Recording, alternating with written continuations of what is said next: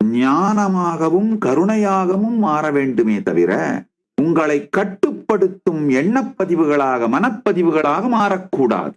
உங்களுடைய கடந்த கால அனுபவங்கள், யாராவது ஏமாத்திட்டாங்கன்னு நினைச்சீங்கன்னா, துரோகம் பண்ணிட்டாங்கன்னு நினைச்சீங்கன்னா, சீட் பண்ணிட்டாங்கன்னு நினைச்சீங்கன்னா, அது உங்களை புத்திசாலியாகவும் மனிதர்களை புரிந்து கொள்வதற்கும் உங்களுடைய செயல்பாட்டை விரிவாக்குவதற்கும் உபயோகமாக வேண்டுமே தவிர உறவுகள் மீது உங்களுக்கு இருக்கின்ற ஸ்ரத்தை, மனிதர்கள் மீது உங்களுக்கு இருக்கின்ற நம்பிக்கை, உங்களை நீங்கள் விரித்து கொண்டு வாழ்விலே விரிவடைவதற்கான உற்சாகம், உத்வேகம், ஸ்ரத்தை, நம்பிக்கை, இவைகளை எக்காலத்தும் கட்டுப்படுத்தக்கூடாது, குறைக்கக்கூடாது, மட்டுப்படுத்தக்கூடாது.